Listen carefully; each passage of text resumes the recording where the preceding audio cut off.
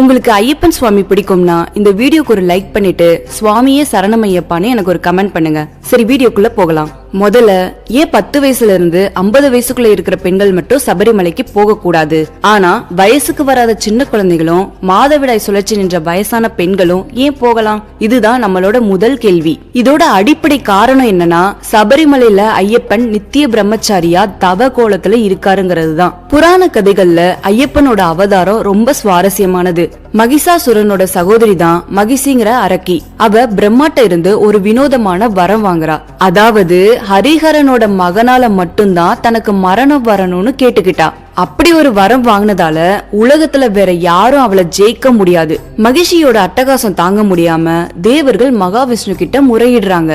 அப்போ மகாவிஷ்ணு மோகினி அவதாரம் எடுத்து சிவபெருமானோட இணையும் போது பிறக்கிறவர் தான் மணிகண்டன் என்கிற ஐயப்பன்.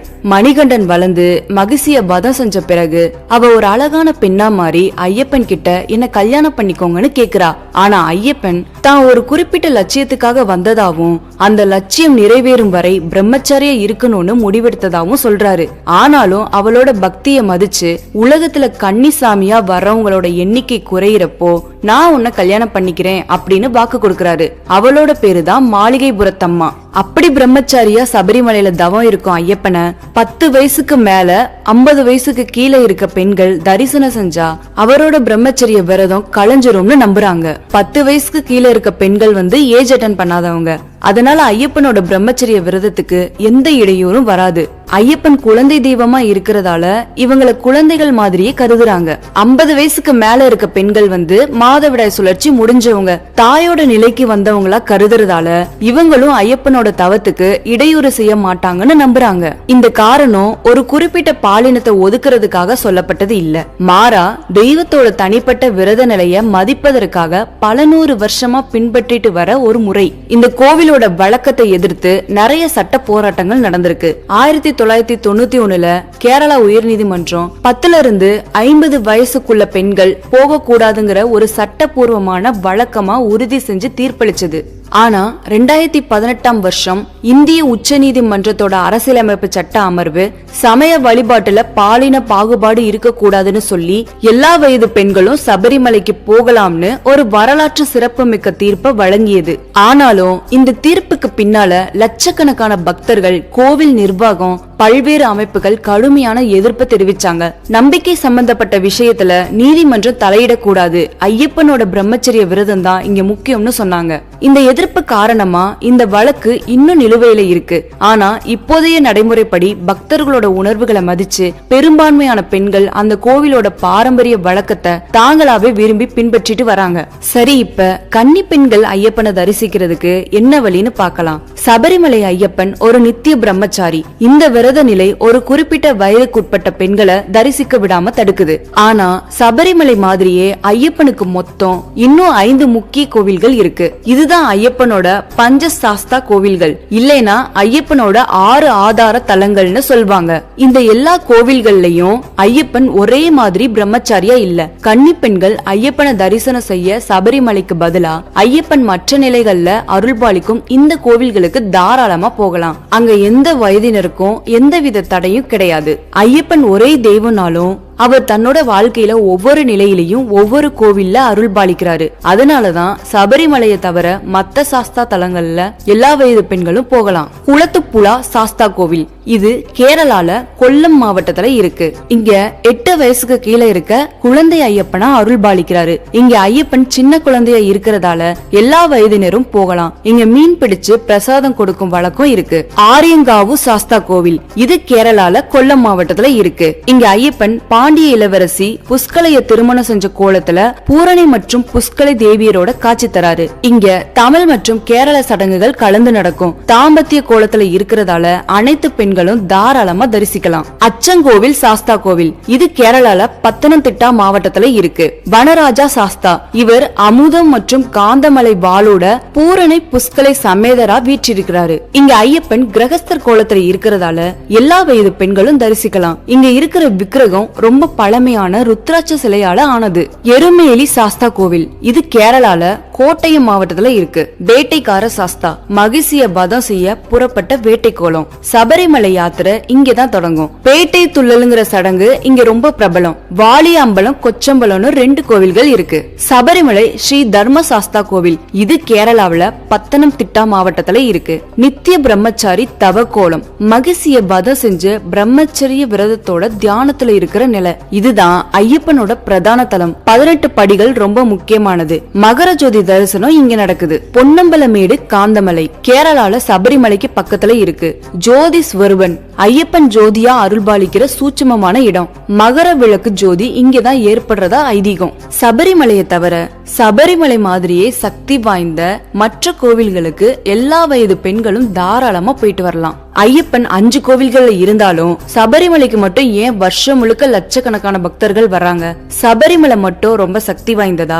உண்மையிலேயே எல்லா சாஸ்தா கோவில்களும் சக்தி வாய்ந்தவைதான். ஆனா சபரிமலைக்கு அதிகம் கூட்டம் வரதுக்கு பல காரணங்கள் இருக்கு. சபரிமலை ஐயப்பன் பிரம்மச்சரிய விரதத்தோட தியானத்துல இருக்கிற நிலை பக்தர்களுக்கு ஒரு தனிப்பட்ட ஈர்ப்பை கொடுக்குது. அவர் தியாகத்தோட உச்சமா பார்க்கப்படுறாரு. சபரிமலையோட பிரதானமான 18 படிகள் சும்மா சாதாரண படி இல்ல. அது 18 மலைகளுக்கு அதிபதியா இருக்கிற ஐயப்பன் கிட்ட போறதுக்கான வழி. அது மட்டும் இல்லாம அது 18 ஆயுதங்கள், 18 தேவதைகள், 18 தத்துவங்கள்னு பல ரகசியங்களை குறிக்குது. இந்த 18 படிகள் ஏறி சாமி தரிசனம் பண்றது ஒரு மிகப்பெரிய ஆன்மீக சாதனையாவும் தவமாவும் கருதப்படுது. சபரிமலை யாத்திரை சும்மா கிடையாது.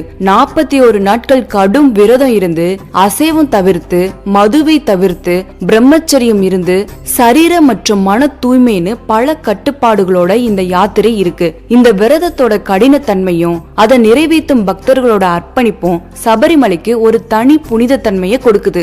ஐயப்பன் மகிழ்ச்சிய வதம் செஞ்சு தவத்துல உட்கார்ந்த இடம் சபரிமலை. இங்கதான் பந்தல மகாராஜா குழந்தையா இருந்த மணிகண்டனை கொண்டு வந்து விட்டதாகவும் அவர் தன் மானிட உருவை உதறிவிட்டு தெய்வமா மாறினதாகவும் வரலாறு இருக்கு.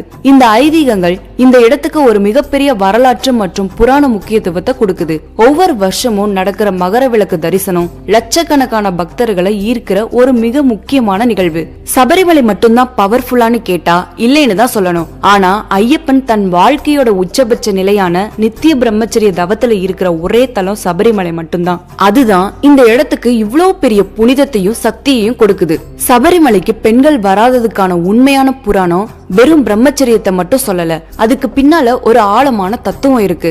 சபரிங்கிற ஒரு பெண் ராமரோட தீவிர பக்தை. ராமருக்காக காத்திருந்து அவருக்கு மீதி இருக்கிற பழங்களை கொடுத்து கடைசியா மோட்சம் அடைந்ததா வால்மீகி ராமாயணத்துல ஒரு கதை இருக்கு. இந்த மலைக்கு சபரிமலைன்னு பேர் வந்ததே இந்த சபரி தாயார் காரணமாத்தான். சபரிமலையில ஐயப்பன் கோயில் கட்டப்பட்டப்ப சபரியோட தியாகத்தையும் பக்தியையும் கௌரவிக்கிற வகையில இந்த மலை மேல ஐயப்பன் உட்கார்ந்ததா ஒரு நம்பிக்கை இருக்கு. மகிஷி வதத்துக்கு பிறகு ஐயப்பன் மேல் காதல் கொண்ட மாளிகைபுரத்தம்மாளின் தியாகமும் முக்கியம். அவள் மணிகண்டன் கிட்ட உலகத்துல கன்னிசாமி வராத நாள்ல உன்னை கல்யாணம் பண்ணிக்கிறேன் அப்படின்னு வாக்கு வாங்கினதா கதை. அவ ஐயப்பனோட பிரம்மச்சரிய விரதத்தை மதிச்சதால ஐயப்பனுக்கு அருகிலேயே மாளிகைபுரத்தம்மாங்கிற பேர்ல ஒரு கோவிலோட இருக்காங்க. சபரிமலைக்கு வர பக்தர்கள் மாளிகைபுரத்தம்மா கோவிலுக்கும் போறாங்க.